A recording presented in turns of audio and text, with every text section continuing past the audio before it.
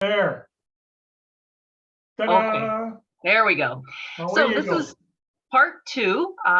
Last month was part 1 of the road trip that was just taken in September. That was 35 days, and it was 9,000 miles or 14,500 kilometers. This is the report of day 16 through 35. The places that are on the screen here are not the places that we visited, they're the places that we overnighted at.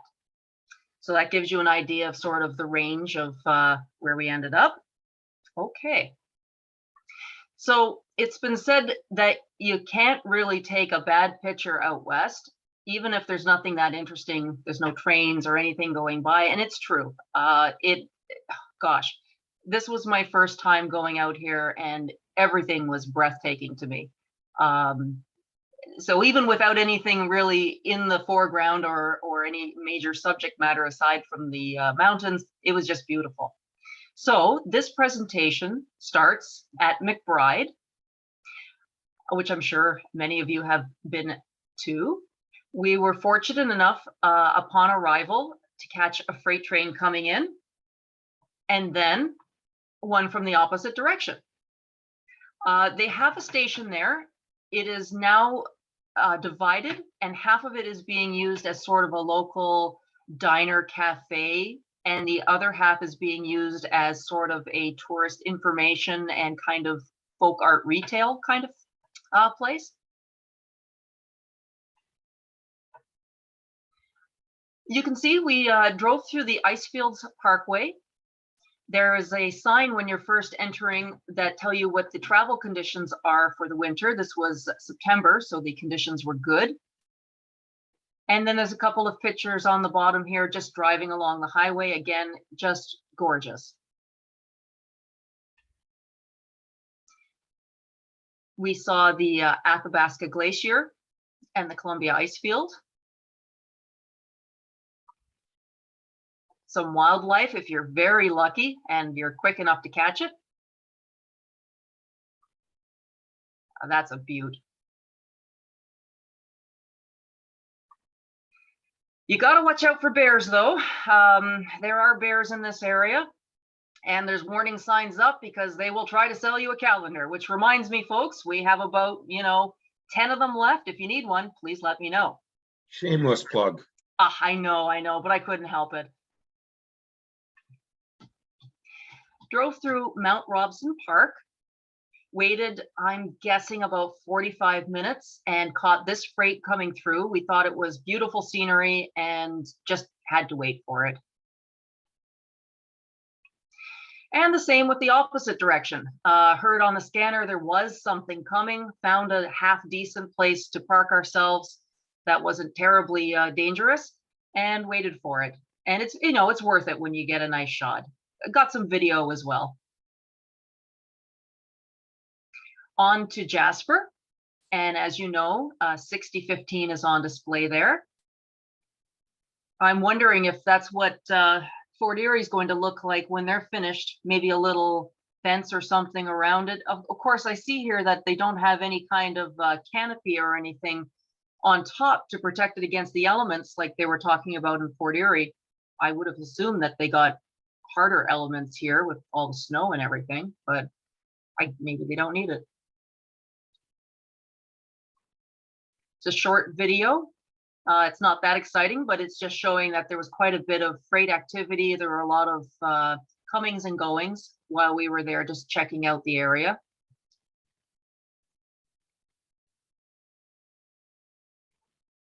And while we were looking at 6015, a couple of freights came in and passenger activity as well.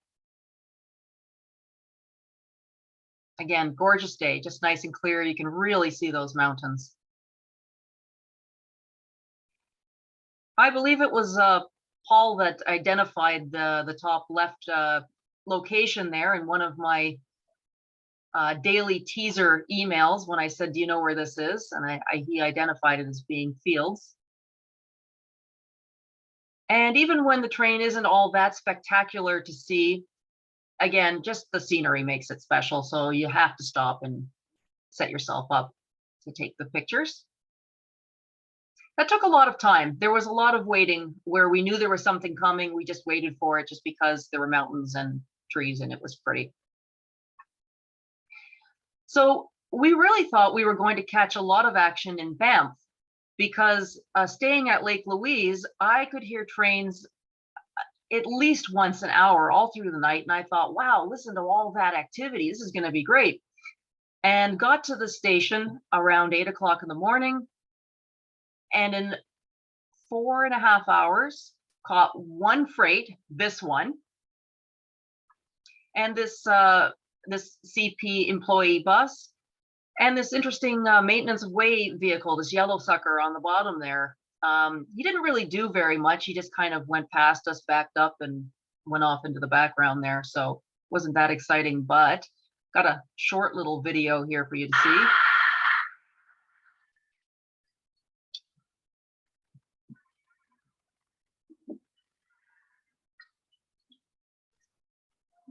Pouring the coals to it, eh, Bob?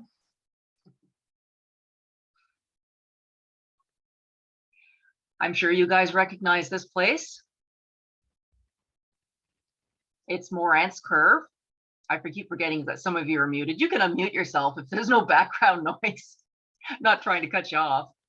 When we were there, they didn't have any of that safety stuff. Yes, that's what Arnold said too. Of course, I'd not been before, but he said, oh, this has all changed. It's different. There wasn't a ton of parking, but there was enough for, I'm guessing, maybe 10 vehicles. And then there were those barriers there, which were convenient to sit on. It was cold that day, and we waited about an hour. Should have left, but you know what? You're not going to leave once you invested that time. And we could hear on the scanner that something was coming. And as you can see in the bottom right, we did catch something. The only thing it doesn't have is plugins for recharging equipment. Oh, you got that right.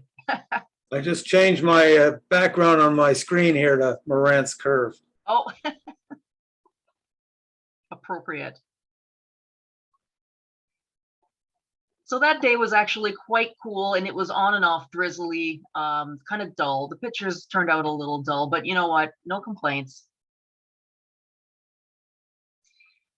And same thing, when you want to catch a train that doesn't come around all that often, you're not going to complain that it's cold and drizzly. So you do the best you can. Got a little wet and cold, but caught the Rocky Mountaineer coming through. Beautiful scenery there.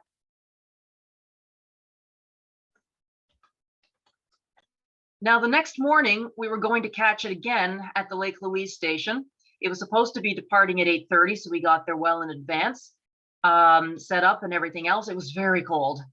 And the bus came and dropped off all the passengers, but there was a bit of a mix-up, I guess you could say, because in front of the station was parked a freight that didn't move for quite a while.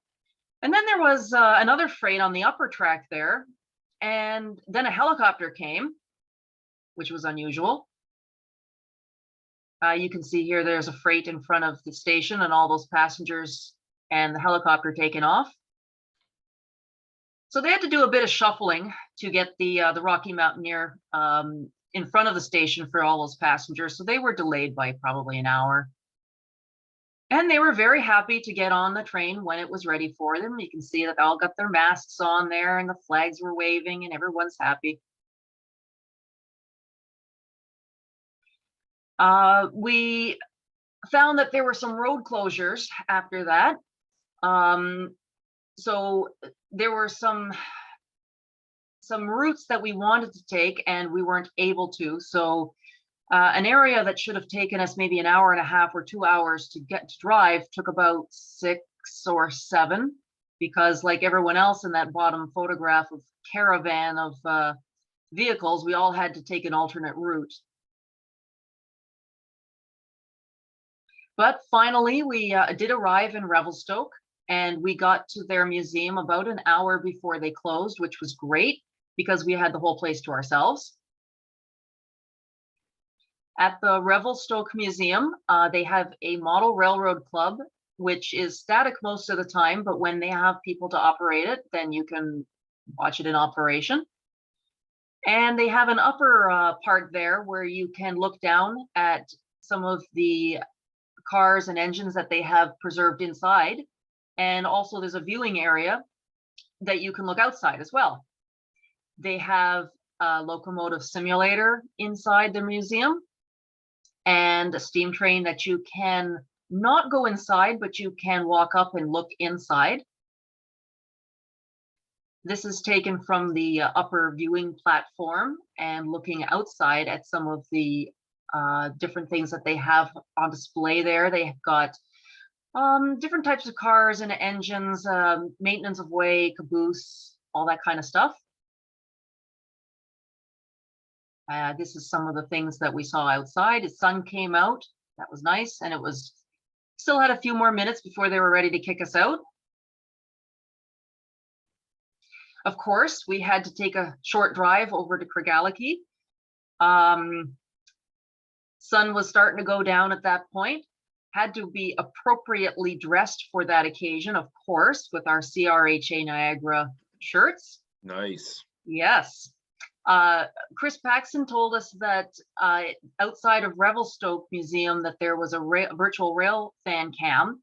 So I had made the day before a little sign, but it didn't really work out very well. I think the lighting was poor and you just couldn't read the sign. So I used it here where I could say hello to all of you to let you know I was thinking of you. That was the only calendar that I had on hand when we were traveling, and that is our 2021 calendar. And we were lucky enough while we were on the site to see a freight go by. That little building there is their gift shop, which was not open when we were there, but that's okay. It was just nice to see a freight go by with the place name on the building. And this is back in Revelstoke in the morning. A number of freights were going over this bridge, so we were able to catch them. Now, this is a little departure, but not exactly. It is not railroad, but it's railroad related. In Kaslo BC, this belonged to the Canadian Pacific Railway. This is the S.S.Moyie, and it's an important part of railway history. So, like it or not, here's a few shots about this boat. So, she was launched in 1898, and she was supposed to be a part of the all-Canadian rail and water route, which was going to be bringing people to the gold fields for the whole gold rush thing, but the railroad part wasn't available, so that didn't happen. But she did become the major vessel on the Kootenay Lake, and she was a passenger vessel, very popular, very opulent and splendorous for 20 years. Until the Great War started and she became a working relief vessel. After the war and during the Depression, the CPR was retiring all the other ships that they had except for her.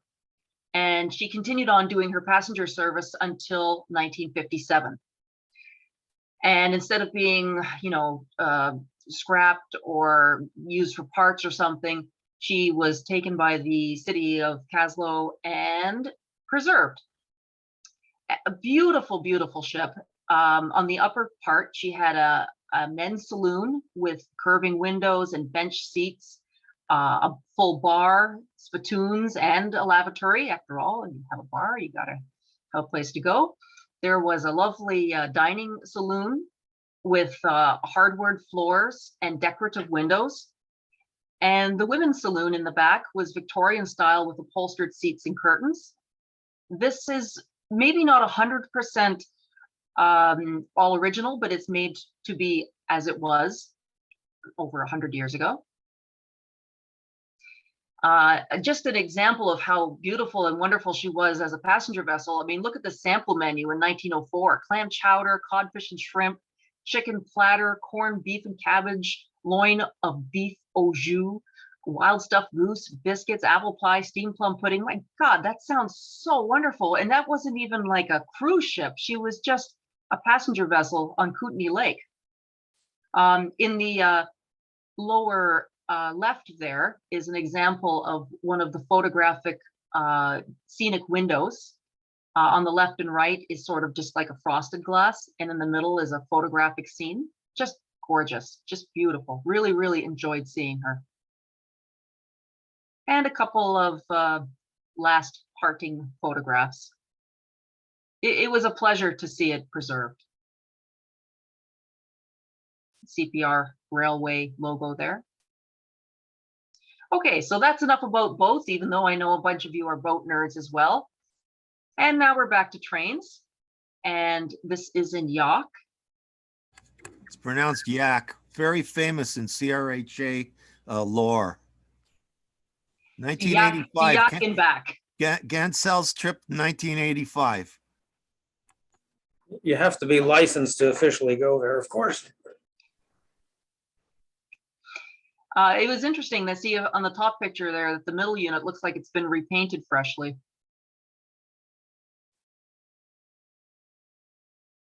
And a couple of UPs as well. So the UP train you see at the bottom is a train that comes up from the Spokane International, which comes up through Bonner's Ferry. I think we were there as a group as well several years ago along Highway 2. That was supposed to be my show tonight, Ken. What, Bonner's Ferry? Yeah. Oh, good. Yeah, well, I'm not giving it. I'm going to give it at another date. Oh, okay. Yeah, and he got too busy. So we'll save that for another day. And Fernie got a couple of interesting things along the way there. A little different anyway.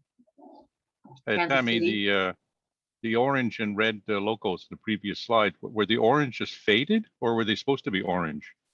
Well, I don't believe that they're supposed to be orange. I think that they're faded, but because the one in the middle is so bright, it really throws it into contrast of the other two. And Arnold was surprised that that middle one had been repainted with fresh. Wow. It's been a long time since I've seen any SD40-2s on CP. That's quite a good shot. Yeah, but look at the multi-mark, John. Yeah. And there's probably only a couple of those even left anywhere in Canada. In the whole country. Yeah. Tammy, Yes. I believe the middle unit is a rebuild. Oh, okay, that would make sense. It has a golden rodent on it though, and I thought they discontinued using those. Yeah. Cost too much money to put them on or some crap. Well, I can't quite make it out, but it looks like 5973. I could always look it up and see, if anyone knows. It's not a if it's 5973, it's not a rebuild. Okay, that's what it looks like to me. Okay. Yeah. And on virtual Sorry. RailFan, every time they show one of those multi-marks, he has the Pac-Man sound effect.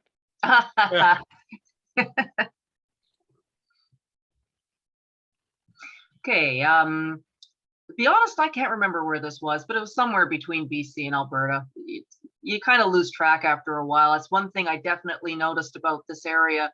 Half the time I didn't know what province we were in or what time zone we were in. It was a lot of back and forth across the line. It was a little confusing.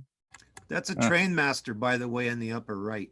I just don't remember where it was. It's got to be down around Nelson. Nelson. That was Yeah. Nelson. Yes, that's Nelson was right. their base of operation. Yep, It's a you're right baby about train that. master. It's a baby train master. It was not a CP unit. It was an Inco unit or something painted up for CP. It's a baby train master. Isn't that a 6-wheel truck on it? Yeah. Baby train masters were just slower horsepower. Yeah, the train master was a longer unit in Yeah. size. They were 2,400 horse, and I think this is 1,600. Ah, very good. Because there was the H66s, those were the train masters. And then there was the 44s that Rapido's just coming out with now. Yeah. And so the 44s are not baby train masters. No. And in addition to that unit, there's also a sea liner there too in Nelson. Same prime mover, correct? The submarine I engine? believe- Yeah. Yes. We did have a hard time photographing that though. They were not placed in a very good way for taking pictures. So is that a 3-axle truck on both ends? Yes. Or is it I believe 2? so, yeah.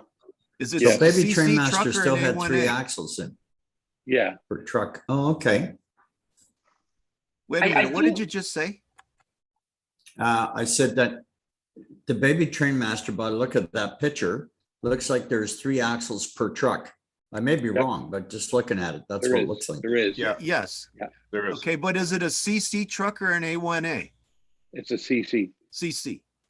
Yeah. I was in Nelson about 3 years ago and I got pictures of those 2 units. And if it was MU'd with a regular locomotive, it'd be quite the step up if you were crossing between locomotives. Yes. Yeah. Yeah, you put a ladder up. We do have other photographs if you wanted them, but we just found it difficult to get good pictures of them because of the way they were placed.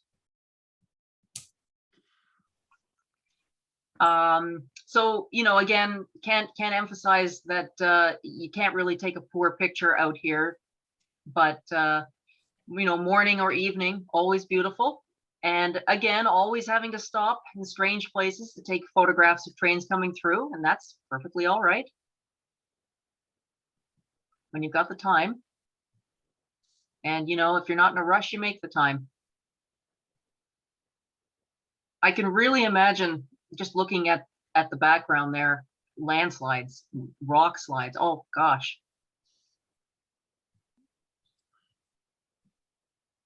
Get some really beautiful sunrises and sunsets. This was just outside of Mossleigh, Alberta. We come across this big old line of stuff just sitting there. Said, oh gosh, we got to go and check this out. So cross into the field, and there's 3 grain elevators. I like when there's a name on it because it helps you remember where they are. Just a couple of photographs of some of the things that we saw there.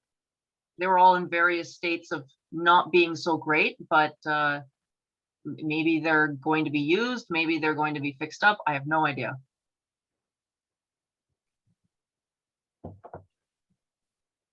And then just down the road is Aspen Crossing in Mossleigh. During non-COVID times, they have oh gosh, lots of things. They have excursion cars. They have a dining, the Diefenbaker dining car is a restaurant. They have camping. They have caboose camping. All kinds of different things going on. Of course, right now, COVID, a lot of those things weren't going on, but we were able to just take a look and see what they had there. And then moving on to Stettler. This is an early morning shot. Nothing was moving, but it was just nice to see.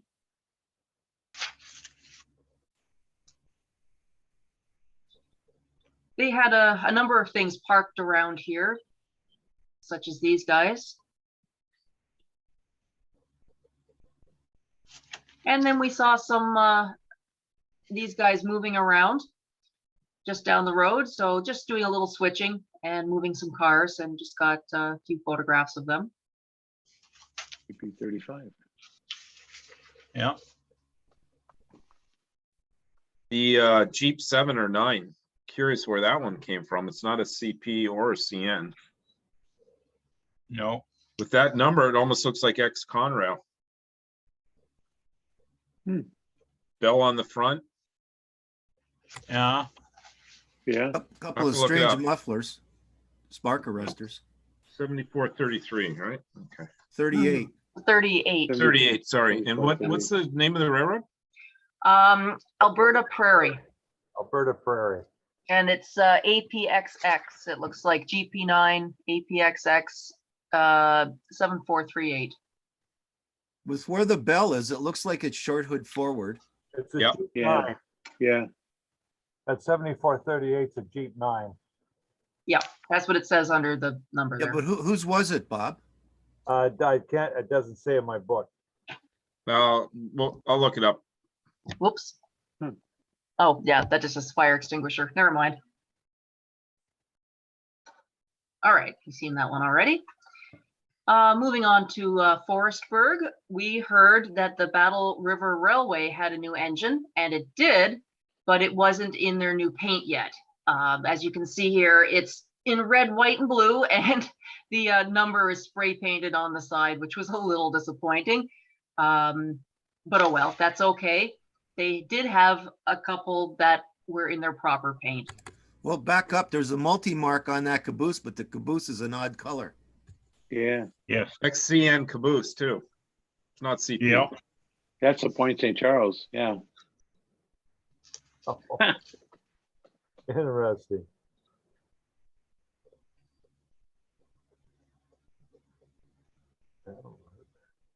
Ooh. And the next stop was Vegreville, where they had this, I'm not sure if that was original or a reproduction. I think it's a restaurant now, station. Caboose was sitting in a park. And Vegreville is known for having the world's largest Ukrainian Easter egg. That station is real. Ah, thanks, Ken. It's much bigger than it appears in the left-hand picture, of course. That's a little posed. You must be huge, Tammy, because that egg is. doesn't look so big in your hand.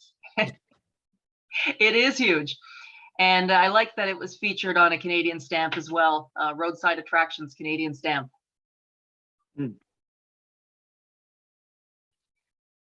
And then you guys saw this picture on the lower right here when I sent it to you as one of the day teasers. This was taken just outside Lloydminster, which is bordering both Alberta and Saskatchewan, interesting town. And this, well, let's say it's got its wheels and everything, and it's on the back of a big old flatbed trailer. Kind of an interesting way to move a rail car through town.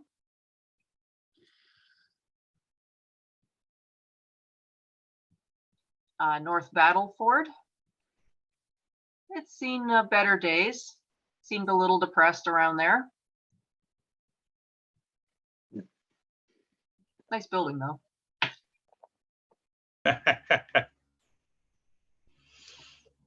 Of course, now I didn't include them in this presentation for the most part, but I do love stopping for roadside attractions and things like the biggest baseball bat or whatever. It doesn't matter. I love them all. It was a good opportunity to stop. Don't know much about this structure. It was in the middle of nowhere. Didn't know Well, it's if it obviously a water tower. The pole sticking out the roof has a line attached, or would have had a line attached to it with an indicator which showed the depth of water in the tank. And the yet bottom part would have had a stove to keep it from freezing in the winter. There's no tracks nearby at the moment. That's just a road there. Yeah, but it could have hooked up to a standpipe underground because of the freezing. Ah, okay. Because it is quite a distance from the track. Well, that shack next to it is probably where the pump is for the well that supplies the tank. Yeah, but it could have also been some sort of a siding that went up to it, and they serviced the locomotive there and then brought it back to the main line. Yeah. Yes, that's very possible. We were looking for evidence of that. Can I report some exciting news about locomotive 7438? Yes. Built in London, ex New York Central, ex Penn Central, ex Conrail, GP9. Good call. Excellent. Bell on the front sort of indicates, short end forward, and that's the only New York Central Jeeps that were set up that way were the Canadian ones. You Well, go online, you'll see it in Conrail blue. You'll probably see it in Penn Central, New York Central. Huh, cool. There you go. Thank you. It had the lightweight trucks on it too. So we were hanging around Aylesbury, and we were looking for the M&ET engines, of which I think there might be 5 in existence, but we found 4 of them anyway. And here we've got 605, 604, and 601. And here are some more, and I don't know which one's 608. I think 608 is the one on the upper right there. What is the M&ET? Yeah. Gosh, I did know that. That's okay. We can look it up. Oh, I'm blanking. I did know that, but I've forgotten. The Manitoba and Eastern Tennessee. Not sure Of if that's course, right. of course. Good shot. Good try. Well connected.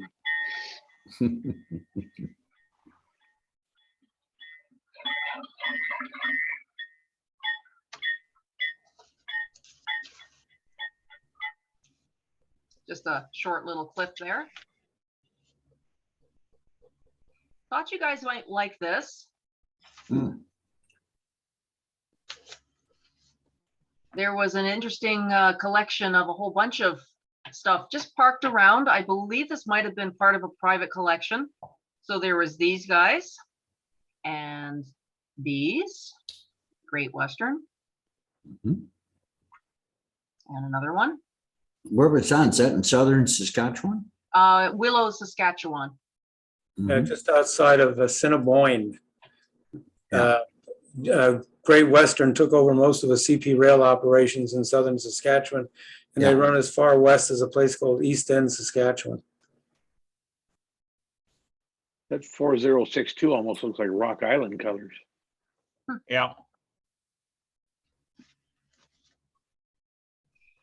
Well, the S units are from Indiana, from Illinois. We were just stopping through Yarbo, and then that caught a freight, of course. And Yarbo reminded me of what I mentioned to you last month about Corner Gas and how they created Corner Gas with most of the main characters' last names all being place names in Saskatchewan. And that got me to thinking about some of the characters, such as Hank Yarbo. Hank, yeah. Yep. And some of the other ones that are listed there, all of those people, their last names are Saskatchewan place names. And then that got me to thinking about last month when I showed you this picture that was taken on September 12th. This is in Roleau, Saskatchewan. You can see the R on the one side. It's just kind of poking through the sign that says Dog River, which was put up for the Corner Gas. And they left it like that because it was a nice homage to the film and the filming of the television program. And it's just a reminder that, don't take anything for granted, because things that are here today can be gone tomorrow. Ooh. So this was on November 5th, just a couple of weeks ago. The grain elevator is no more. Didn't hear if it was, arson or if it was an accident or whatever. Don't know about that. All I know is it's not there anymore. So, guys, when you're out there taking pictures of stuff and you go, this isn't so exciting. Oh, that'll be there, whatever. Just take a picture. It's not like the days when you had to pay for the film and the exposure, because, you just don't know. Well, this would be an example of Mennonite lightning. Think about Meriton Station one night, Grimsby Station another night. Yep. The CP knocked down the one in Toronto after they were given an order not to, and they went in with a bulldozer and said, "Oops, sorry." Raspberries and megaphones. That's what I mean. We have such a tendency, unless they make a big deal about this is coming down or whatever, to just ignore things that have been there. But you get your pictures because you never know when they're not going to be around anymore. So these were interesting. I like the color of these. These are potash trains, but I've never seen them in this recycling box color blue before. They're obviously not so new because some of them are already subject to graffiti, but they were neat looking anyway. And then, of course, we ended up at the potash mines. Saw a little bit of switching going around, a little moving here, a little moving there, nothing too much.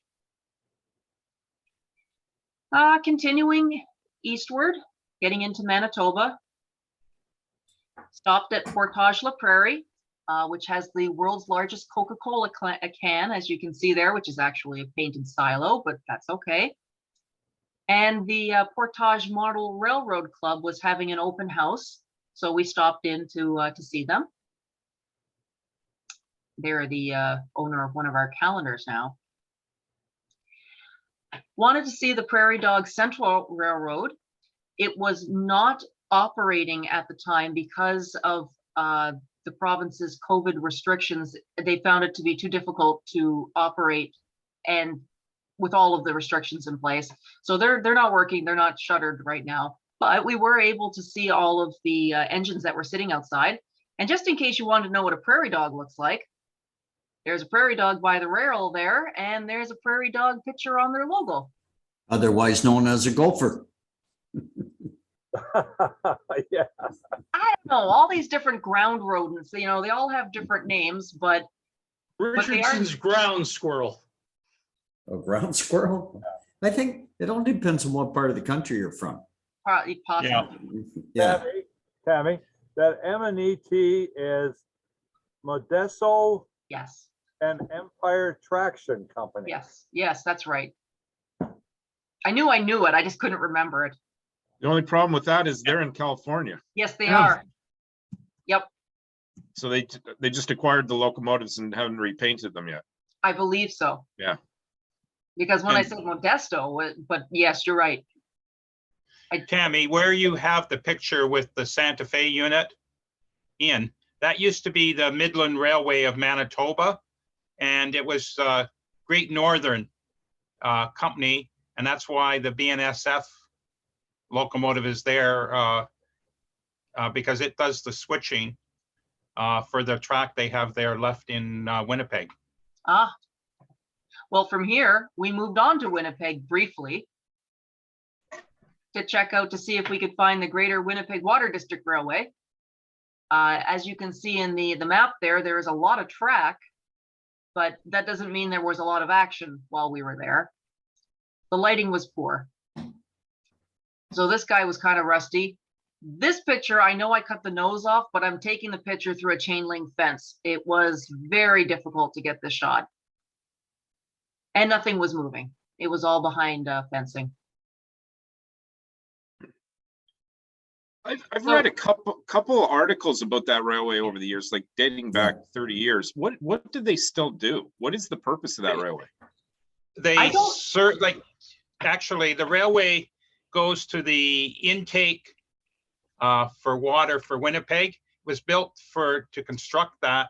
They still use it they have a hydro station along the line. They use it for access for bringing heavy equipment. They also own a number of sand pits, and they bring sand into Winnipeg, concrete sand into Winnipeg for the concrete mix industry in Winnipeg. They also bring chlorine out to the water intake because I believe they Yes. some chlorination at that end. Where's the water intake? Is it off of Lake of the Woods? Yeah, way out there. Yeah. It's about 70 It's miles almost to into the east. Ontario, isn't it? Yeah. So a construction railway that they left in place because it still had some utility. Yeah. That's very And they interesting. always they look at one point, the Greater Winnipeg Water District also ran a settlement, basically a real estate division, getting people to buy properties either for cottages or for permanent settlement and farming in an effort to try and build up traffic. And it's still a going concern to this day. I think it only runs about a couple of times a week, and it is owned by the city. Yes. Mhm. Yeah, we were hoping to see it running, but that didn't work out. You can, they still will, are open to RailFan visits if you call ahead. The RS-23. Yes. Yeah. With the handrails removed for some reason. So while we were in the area, I did give you guys a quick picture of this last year, but we got better pictures this year. So we saw these weird shed box looking things. That's the same one twice. It's not two of them. And so this is in St. Anne in Manitoba, and the other one's in Winnipeg. And these machines are full of LED lights and high definition cameras. So when the trains are flying through at their regular track speed, these cameras and other sensors take pictures, and they can look at every car 360 degrees and see if there's anything wrong with it. So they do the job that normally would take hours, and they can do it in seconds. So the train doesn't even have to slow down, and they just go right through this box, done. So that was interesting enough to see, but then listening on the detector, we hear that there's something coming. So of course we got to go and take a look. You don't actually see any lights, at least not from where we were. We didn't see any lights turning on, but that doesn't mean they weren't working. And this train here was going through. So we got to see it in action, or in action, I suppose. You're going to see, when I was visiting CP 2 years ago, probably 3 years ago now, I was informed that you're going to start seeing a lot more of these constructed by CP, and I'm assuming CN as well. I suspect this one here is at the, where are you? Yeah, you're at the east end of Symington Yard, I suspect. I think you're going to start seeing more of these across the country. I can imagine that these was probably like a test. CN has just sold their, sold this technology, or licensed BNSF to use their technology for building a number of these in the States. It's quite intriguing because like there's a lot, like obviously it's something that a lot of different pieces go into, but CN has got some kind of patent on the version they have and are looking to market it to other railways. Notice the 2 NS units. Yes. Yeah. Yeah, yeah. So if you guys see something that look like this, then at least now you know what it is. So you might say, what's got Crown Royal got to do with this trip? Well, we went to Gimli, where apparently the global supply of Crown Royal is bottled or made. And we saw this truck, and unfortunately, none of those barrels happened to fall off the back of it, which really was too bad. But yeah, I had no idea that that's where they did that there. Lubrication, right? Oh yeah. Yeah. Well, they get lots of rye out there anyway. Yeah, yeah. Well, that was interesting because, say, we just happened to come across it and said, "What's this?" Oh, okay. Would have thought that would be a pilgrimage. Well, we would have to go to the airport there too, just to see where the glider landed. Yes, we did Yeah. check that out. Yeah. Yeah. Actually, to be honest, I actually prefer 40 Creek to Crown Royal. And 40 Creek's just in Grimsby, so I don't have to do travel so far. But everybody on the glider got a free bottle. Oh yeah, they would need it after that. Right, so it kept the lawsuits to a minimum. 40 Creek is better than Crown Royal anyway. By a long shot. That's all we have here anymore. Yeah. So this one is interesting. Wow. Wabush. Wabush, yes. So this was in Netley, Manitoba, and this is called the Lake Line Railroad. And so we came across this. It was a very quiet Sunday morning, and there was nobody around, and that's fine. We got lots of pictures. That's fine.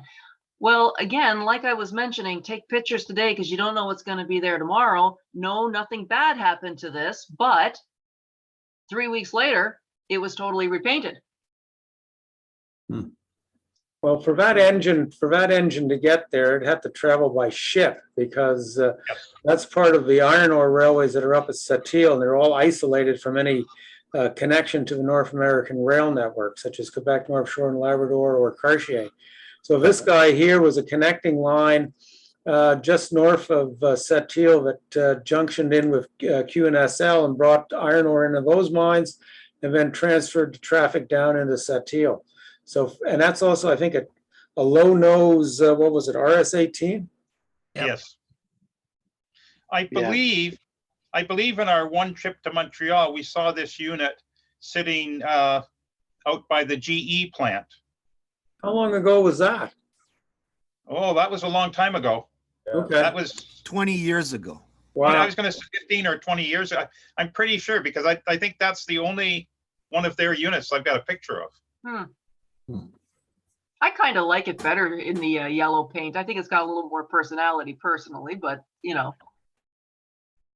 But anyway, so it was interesting to find out that not a couple of weeks after we had seen it, it had been repainted. So, you know, take those photos. You never know.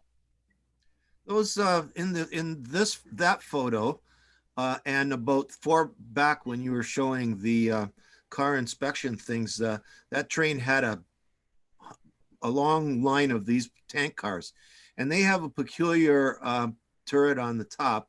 And I'm wondering, what are they hauling? Who knows? Is it ethanol, you think? Some of it could be coming out of that Bakken oil. Bakken. It comes up to Manitoba from the US, and then it comes across. Actually, I think it runs down through us, and some of it goes to Albany, New York. So that would be crude then. It could be. Yeah, okay. So this is the Centre of Canada, the Longitudinal Centre of Canada, of which there's a big sign and usually people posing in front of it. And we happened to catch these two freights going by. The one particularly interesting because it had the 3 blue units in there, just kind of interesting for visually. Tammy, that picture, that sign there irritated the people in Toronto most grievously, as they believe that the center of the universe is actually in Toronto. Yeah. Never mind Canada. Then they need a Very new good. sign that says center of Pretty the good, universe. Andy.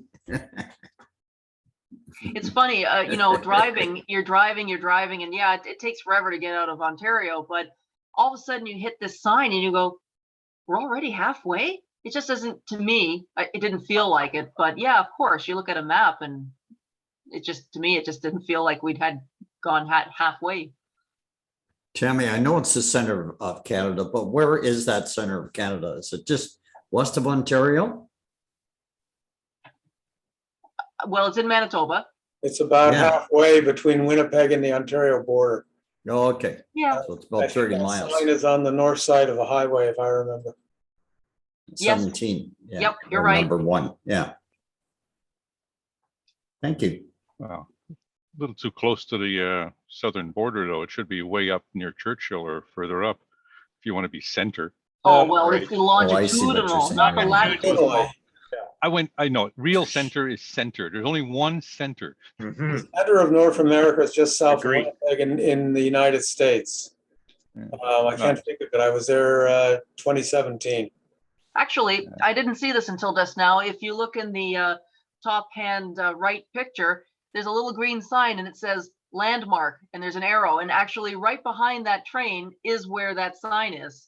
So that must be the landmark.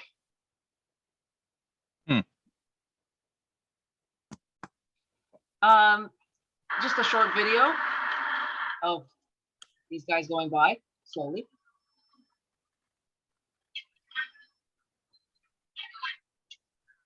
that real speed? Yes. God, you can walk faster. Well, they had to stop because there was a meet. So they came to a complete stop, and that's them starting up again. Oh, they saw you taking pictures, so they had to slow down, right? Yeah, yeah. So you can tell we're back to Ontario again when you see the beer store.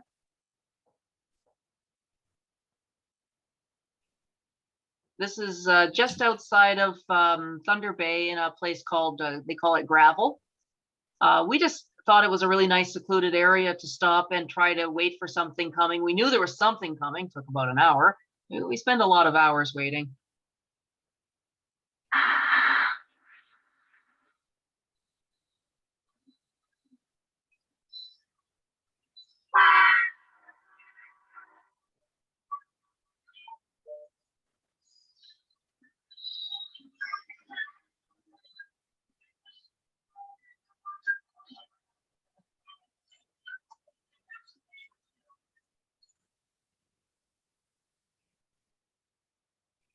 And we made a special arrangement to make sure that we were in White River, Ontario on a certain day, that we knew that 8757 was going to be coming through.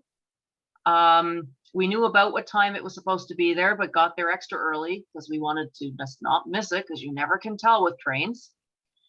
So we got to see a couple of crew changes, and then this silver thing on the bottom here, as you probably know, that's where the crew can stay. The unit on the, where's my mouse? Oh, I don't know, it's around here somewhere.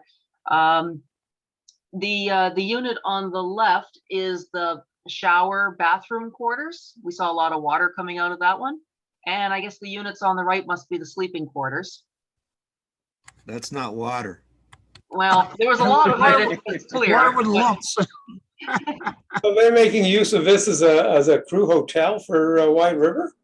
And there were quite a few of them. There was probably 8 or 9 that I could see of these Okay, so guys. these are normally used in a work train configuration. And that's why there would be so many.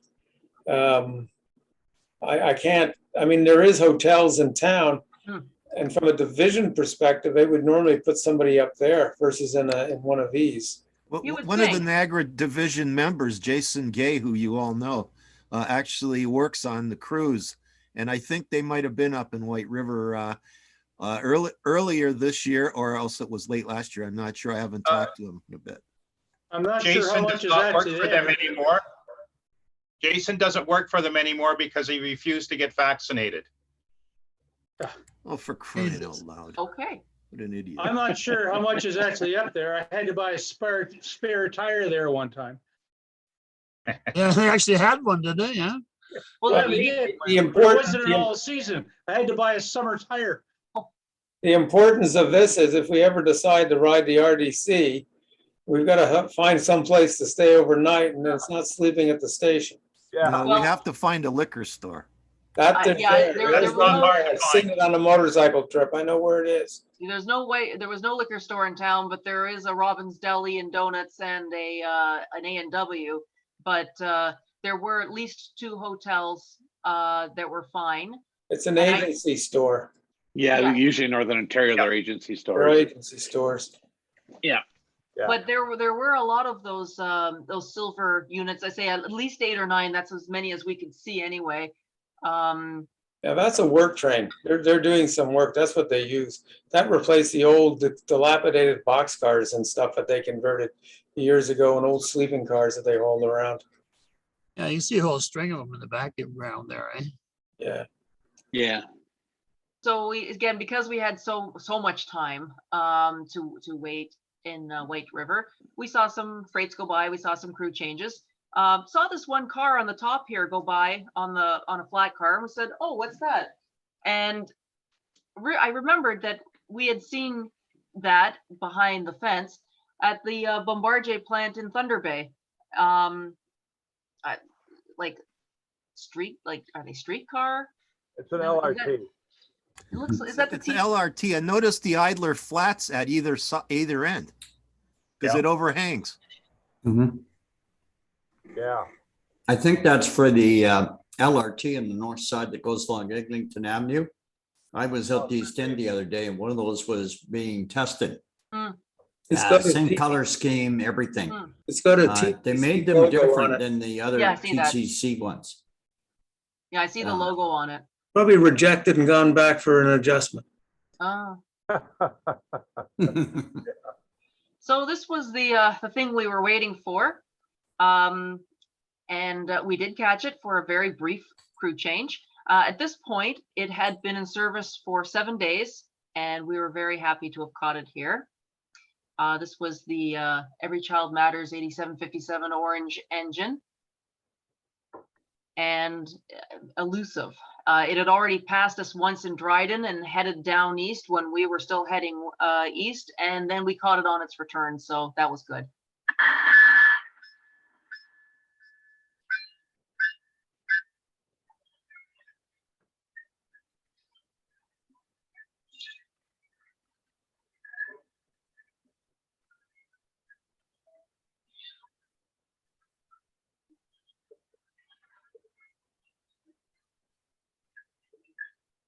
Nice, Stinky.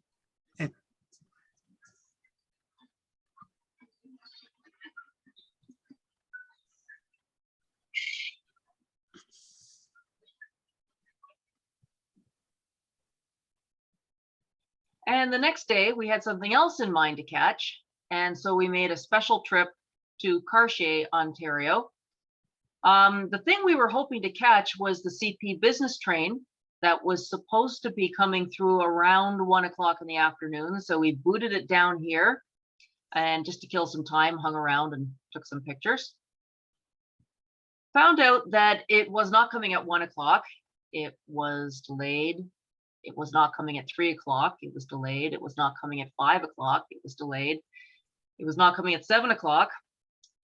It was coming sometime after 7 o'clock. And at that time, unfortunately, it's already dark. So that presented some challenges to us who do not usually do nighttime photography. But again, caught a couple of crew changes and came back. And we were able to catch it.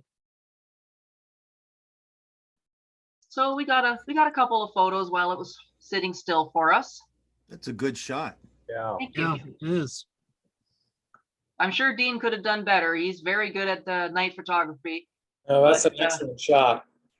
I channeled my inner Dean and did the best I could, but unfortunately, a moving train in the dark with that paint scheme, without the silver color, the gray, is very hard to video because it's so dark.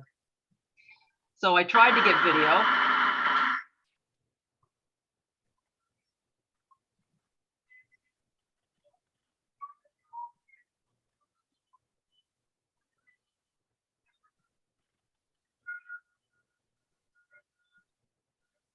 That looks good.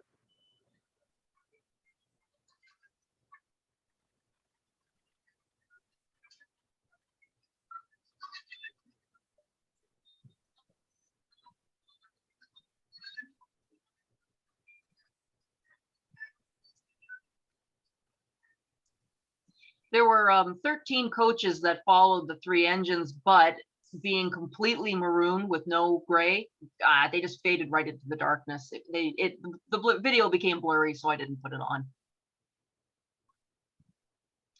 on. That's the Agua Canyon coming back from an excursion. And I'm not sure about this this Grex guy. It's weird looking. Sperry, isn't it? SPS. It's usually used for collecting a tie change out and collecting all the ties in bundles. Oh. I think that's why those backhoes or whatever you want to call it, they can move along all those gondolas there are somehow linked together. Yeah. Interesting. Yeah, I didn't think Agua Canyon was running because of COVID. It was on the day we saw it, which was a Sunday. There were 3 locomotives and 16 cars. Oh, wow. Okay. So they probably had them well spaced out. It was probably all Americans again. Could be. I had to get myself an Arrow beer that you get those in Manitoba because I knew that Avro Arrow Road was coming up. And that's Perry Sound, of course, on the trestle there. Yeah. So just because you guys were out of sight doesn't mean that you were out of mind. I was thinking of you on this trip. In fact, everywhere I went just kind of reminded me of you guys.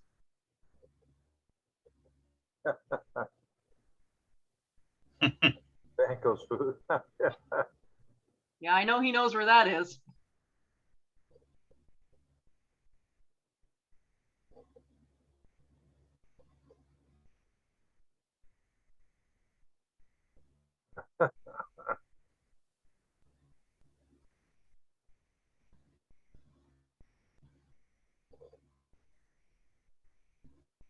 Gerald, yeah. O'Brien's Pretty Gerald. Very good. Hey, Tammy, Yeah. That's that good, Tammy. Avro beer, did you get that in Manitoba? Yes. Where? Which liquor store? No, yeah, well, is it brewed out there? I don't recall. It's Trans-Canada Brewing. Oh, that's who it is. Okay. Yep. They make a Portage Porter, the Avro Arrow IPA, something else, and a blueberry lager. So did you buy it in Portage la Prairie? No, I think I got it in Steinbeck. Okay, thanks.